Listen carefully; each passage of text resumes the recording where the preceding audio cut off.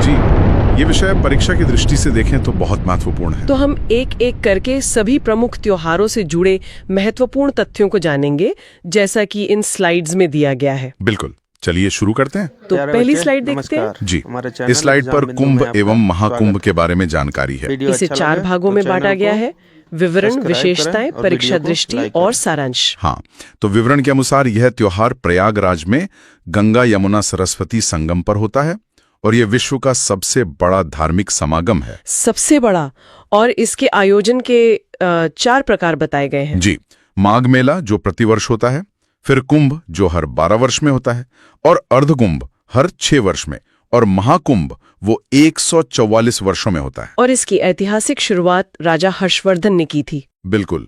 अब इसकी विशेषताओं को देखें तो मकर संक्रांति, मौनी अमावस्या और बसंत पंचमी ये प्रमुख स्नान पर्व हैं। अच्छा, और आयोजन के दौरान कुंभ क्षेत्र को प्रशासनिक दृष्टि से 76वें जिले का दर्जा भी दिया गया था।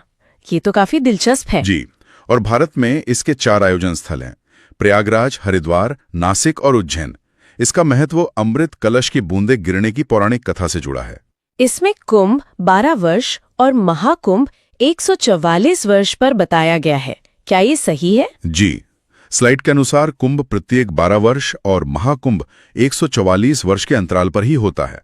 ये परीक्षा दृष्टि वाला हिस्सा महत्वपूर्ण लग रहा है। बिल्कुल, ये सीधे तथ्यात्मक बिंदु हैं जो परीक्षा में पूछे जा सकते हैं, जैसे कुंभ मेले की शुरुआत किसने करवाई और महाकुंभ कितने वर्षों बाद लगता है। और ये भी कि यूनेस्को ने इसे मानवता की अमूर्त सांस्कृतिक धरोहर घोषित किया है। जी हाँ, तो इस स्लाइड का सारांश यही है कि कुंभ मेला प्रयागराज में संगम तट पर होता है और इसे राजा हर्षवर्धन द्वारा प्रारंभ किया गया था। चलिए अब अगली स्लाइड पर चलते हैं। अब अगली स्लाइड देखते हैं। इस स्लाइड का विषय लठमार होली है। इसमें भी वही 4 हिस्से हैं। जी, तो विवरण के अनुसार यह त्योहार मथुरा जिले के बरसाना और नंदगांव में मनाया जाता है, जो ब्रज क्षेत्र में आते हैं। इसका आयोजन फाल्गुन मास की शुक्ल पक्ष नवमी को होता है और ये राधा कृष्ण से संबंधित है। हाँ, और विशेषताओं में बताया गया है कि परंपरा के अनुसार बरसाना की महिलाएं, जिन्हें हरियारिन कहते हैं, वो नंदगांव के पुरुषों यानी होरियारे पर लाठियां बरसाती हैं। अच्छा, और अन्य प्रसिद्ध होलियों में वृंदावन की फूलों की होली और मथुरा का फूलडोल मेला भी शामिल है। जी, ये प्रेम और हंसी ठिठोली का प्रतीक है। ये हरियारिन और होरियारे कौन होते हैं? देखिए, परीक्षा दृष्टि सेक्शन के अनुसार हरियारिन बरसाना की महिलाएं हैं और होरियारे नंदगांव के पुरुष। ये पॉइंट परीक्षा के लिए महत्वपूर्ण लग रहा है। जी, ये एक महत्वपूर्ण बिंदु है और कंफ्यूजन पॉइंट पर विशेष ध्यान दें कि लठमार होली मथुरा शहर में नहीं बल्कि बरसाना में होती है। ठीक है। तो स्लाइड का सारांश है, लठमार होली बरसाना में होती है और फूलों की होली वृंदावन में। चलिए अब नेक्स्ट स्लाइड पर चलते हैं। अब अगली स्लाइड देखते हैं। इस स्लाइड पर ताज महोत्सव की जानकारी दी गई है। जी, विवरण देखें। यह आगरा में ताजमहल के पूर्वी द्वार के पास शिल्पग्राम नाम की जगह पर होता है और इसका आयोजन हर साल 18 फरवरी से 27 फरवरी तक, मतलब 10 दिनों के लिए होता है। हाँ, और इसकी शुरुआत 1992 में पर्यटन विभाग ने की थी। इसकी विशेषताओं में इसका उद्देश्य बताया गया है, जो कि भारतीय कला, शिल्प, संगीत और मुगल या नवाबी संस्कृति का प्रदर्शन करना है। जी, इसमें आकर्षणों में मुगल शोभा यात्रा और विभिन्न राज्यों की हस्तशिल्प प्रदर्शनी शामिल हैं। तो इसका आयोजन स्थल आगरा में शिल्पग्राम है। जी हाँ, परीक्षा दृष्टि में भी ये साफ किया गया है कि ताज महोत्सव का आयोजन स्थल शिल्पग्राम आगरा है। ये पॉइंट भी परीक्षा के लिए जरूरी लगता है। बिल्कुल, इससे सीधे प्रश्न बन सकते हैं, जैसे कि ये किस महीने में होता है और इसका आयोजन स्थल क्या है। ठीक है। तो सारांश ये है कि ताज महोत्सव आगरा में फरवरी महीने में होता है और ये मुगल संस्कृति और हस्तशिल्प का एक मिश्रण है। चलिए अब अगली स्लाइड पर चलते हैं। अब अगली स्लाइड देखते हैं। ये स्लाइड दीपोत्सव एवं रामनवमी के बारे में है। जी, विवरण के अनुसार ये त्योहार अयोध्या जिले से संबंधित है। स्थान है सरयू तट और राम की पेड़ी, और संबंधित देवता भगवान श्री राम है। रामनवमी चैत्र मास में और दीपोत्सव कार्तिक अमावस्या को होता है। हाँ, विशेषताओं में दीपोत्सव के बारे में बताया गया है कि सरयू तट पर लाखों दिए जलाकर गिनीज वर्ल्ड रिकॉर्ड बनाया गया। महामंडल उत्सव का भी जिक्र है, जो राम मंदिर में 42 दिनों तक चलने वाला उत्सव है। जी, और राम बारात एक परंपरागत यात्रा है और झूला उत्सव सावन मास में होता है। क्या महामंडल उत्सव का संबंध नवनिर्मित राम मंदिर से है? जी, परीक्षा दृष्टि में दिए गए करंट लिंक्स के अनुसार 42 दिन चलने वाले महामंडल उत्सव का संबंध नवनिर्मित राम मंदिर से ही है। ये पॉइंट परीक्षा के लिए महत्वपूर्ण लग रहा है। हाँ, यह परीक्षा के लिए महत्वपूर्ण है। और ये भी ध्यान रखें कि उत्तर प्रदेश में रामायण मेला और परिक्रमा का संबंध भी अयोध्या से ही है। ठीक है।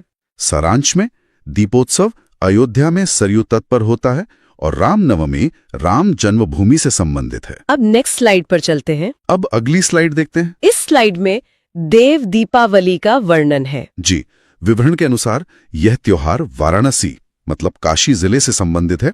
स्थान है गंगा घाट जो अर्धचंद्राकार हैं। और इसका आयोजन कार्तिक पूर्णिमा को दीपावली के 15 दिन बाद होता है। हाँ, मान्यता है कि इस दिन देवता पृथ्वी पर उतरकर दीपावली मनाते हैं। विशेषताओं में बताया गया है कि सभी 84 घाटों पर लाखों दियों का प्रज्वलन होता है। जी, और इससे पहले गंगा महोत्सव का आयोजन होता है जिसमें सांस्कृतिक कार्यक्रम होते हैं।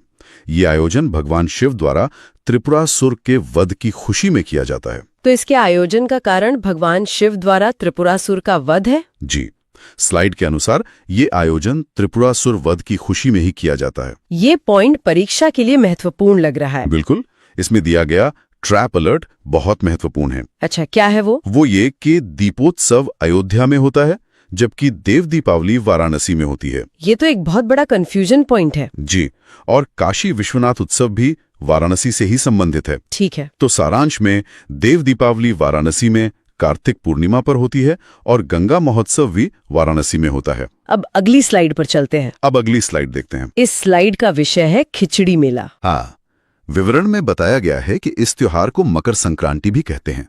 यह गोरखपुर जिले के गोरखनाथ मंदिर में लगता है और ये नाथ संप्रदाय से संबंधित है और 14 या 15 जनवरी को मनाया जाता है। जी, इसकी विशेषताओं में बाबा गोरखनाथ को खिचड़ी चढ़ाने की परंपरा है। इसका नेपाल से भी संबंध है, जहां नेपाल राज परिवार की ओर से सबसे पहले खिचड़ी चढ़ाने की परंपरा थी। अच्छा।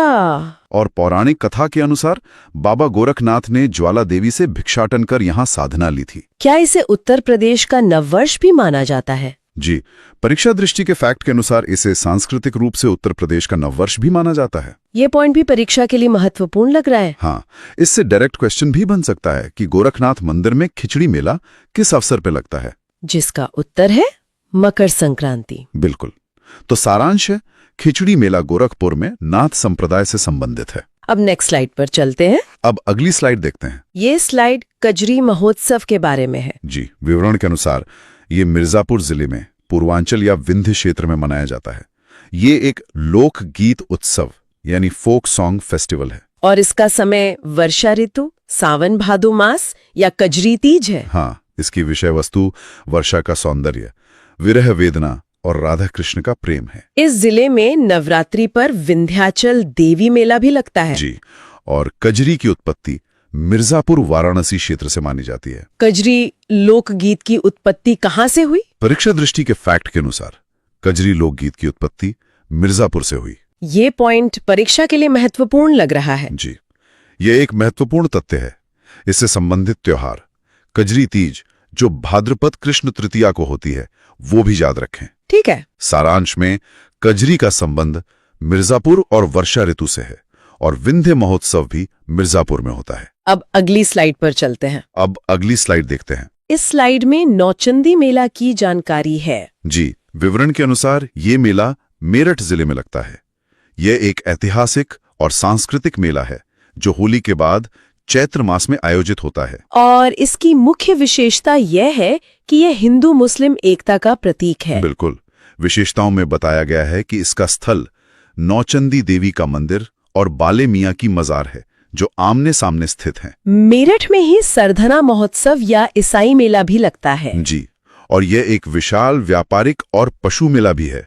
क्या ये मेला सांप्रदायिक सौहार्द के लिए प्रसिद्ध है? जी हाँ, जैसा कि परीक्षा दृष्टि के यूनिटी पॉइंट में बताया गया है, यह प्रदेश का वो मेला है जो सांप्रदायिक सौहार्द के लिए प्रसिद्ध है। ये पॉइंट परीक्षा के लिए महत्वपूर्ण लग रहा है। बिल्कुल, और लोकेशन से जुड़ा तथ्य भी महत्वपूर्ण है कि सरधना यानी बेगम समरू का चर्च वो मेरठ में है। ठीक है। तो सारांश है, नौचंदी मेला मेरठ में होता है और सरधना ईसाई मेला भी मेरठ में। अब नेक्स्ट स्लाइड पर चलते हैं।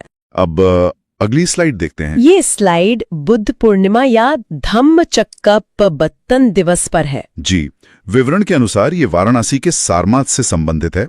स्थान मूलगंध कुटी विहार या धमेक स्तूप है। इसका समय आषाढ़ पूर्णिमा और वैशाख पूर्णिमा है। हाँ, विशेषताओं में इसका ऐतिहासिक महत्व बताया गया है। भगवान बुद्ध ने अपना प्रथम उपदेश मतलब फर्स्ट समन यही लिया था। और इस घटना को धम्मचक्र प्रवर्तन कहा जाता है। बिल्कुल। इसका आयोजन अंतर्राष्ट्रीय बौद्ध परिसंघ और संस्कृति मंत्रालय द्वारा किया जाता है। बुद्ध के प्रथम उपदेश की घटना को क्या कहते हैं? इस घटना को धम्मचक्र प्रवर्तन कहा जाता है। ये पॉइंट परीक्षा के लिए महत्वपूर्ण लग रहा है। जी, हिस्ट्री लिंक के अनुसार बुद्ध का प्रथम उपदेश सारनाथ, जिसे ऋषि पत्तन भी कहते थे, में हुआ था। यह वर्षावास की शुरुआत का संकेत भी है। ठीक है। सारांश में बुद्ध पूर्णिमा का संबंध सारनाथ वाराणसी से है और प्रथम उपदेश को धम्मचक्र प्रवर्तन कहते हैं। अब अगली स्लाइड पर चलते हैं। अब अगली स्लाइड देखते हैं। इस स्लाइड में बटेश्वर एवं कैलाश मेला की जानकारी है।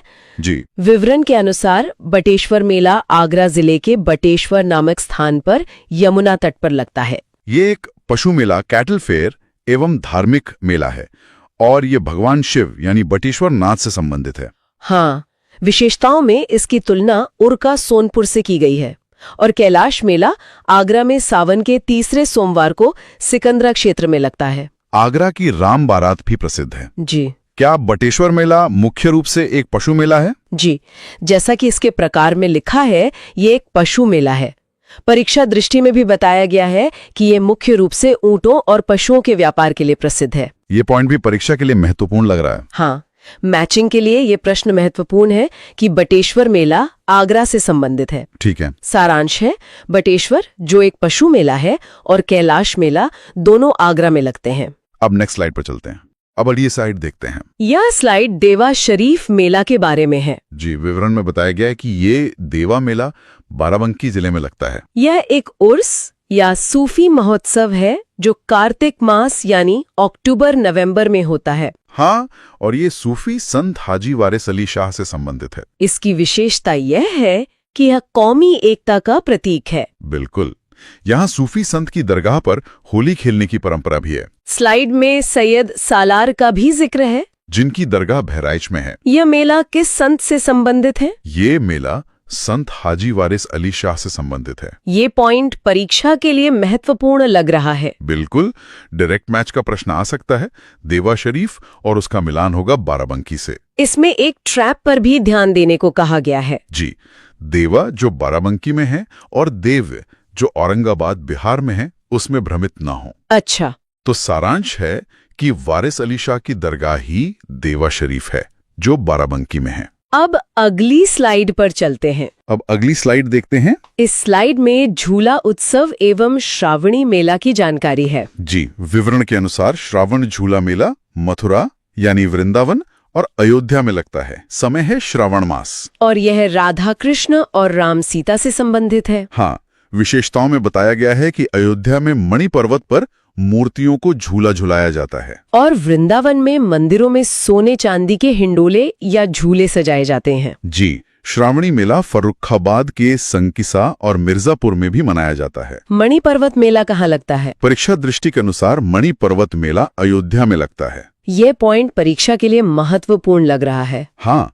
लोकेशन और सीजन से जुड़े प्रश्न आ सकते हैं, जैसे झूला उत्सव किस महीने में होता है? तो उत्तर है श्रावण। ठीक है। सारांश है, झूला उत्सव मथुरा और अयोध्या में होता है और मणि पर्वत अयोध्या में है। अब नेक्स्ट स्लाइड पर चलते हैं।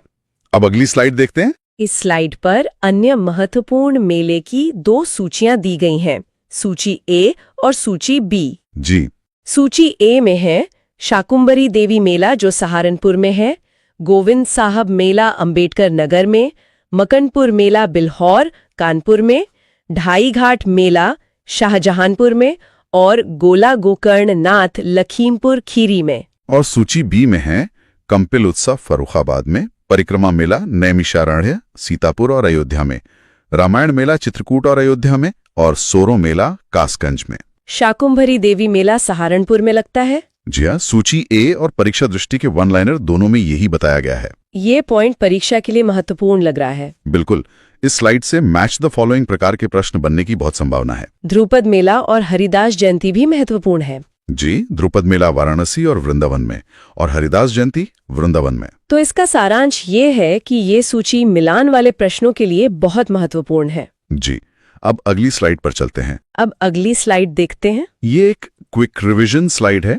इसमें त्योहार और उनसे संबंधित जिले की सूची दी गई है। सूची में है कुंभ प्रयागराज, ध्रुपद मेला वाराणसी, पशु मेला आगरा, नौचंदी मेला मेरठ, देवा शरीफ बाराबंकी, कजरी महोत्सव मिर्जापुर, खिचड़ी मेला गोरखपुर और लठमार होली बरसाना। और परीक्षा दृष्टि में 2 मेमोरी ट्रिक्स दी गई हैं। अच्छा, क्या है वो? पहली है बैट दिया आग में, मतलब बटेश्वर आगरा में। और दूसरी, शरीफ लोग बैंक नहीं लूटते, मतलब देवा शरीफ बाराबंकी में।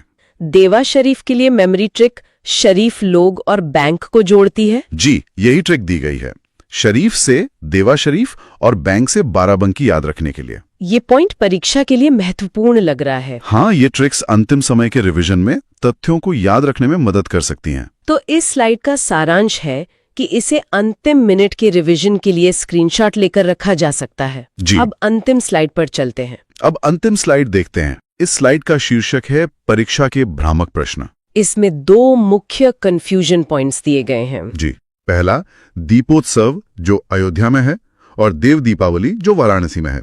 और दूसरा कजरी महोत्सव जो मिर्जापुर में है और कजली तीज या मेला जो महोबा में है। एग्जाम अलर्ट में भी 2 प्रश्न हैं। पहला, हरियाली तीज मुख्य रूप से कहाँ मनाई जाती है? उत्तर है मथुरा वृंदावन। और दूसरा, उत्तर प्रदेश का सांस्कृतिक नववर्ष किसे कहते हैं? उत्तर है खिचड़ी यानी मकर संक्रांति। कजरी और कजली में मुख्य अंतर क्या है? स्लाइड के अनुसार कजरी महोत्सव मिर्जापुर का लोकगीत है, जबकि कजरी तीज या कजली मेला महोबा के आला उदल क्षेत्र से संबंधित है। ये पॉइंट परीक्षा के लिए बहुत महत्वपूर्ण लग रहा है। बिल्कुल, ये ऐसे बिंदु हैं जहां गलतियां होने की संभावना अधिक होती है। इन पर विशेष ध्यान देना चाहिए।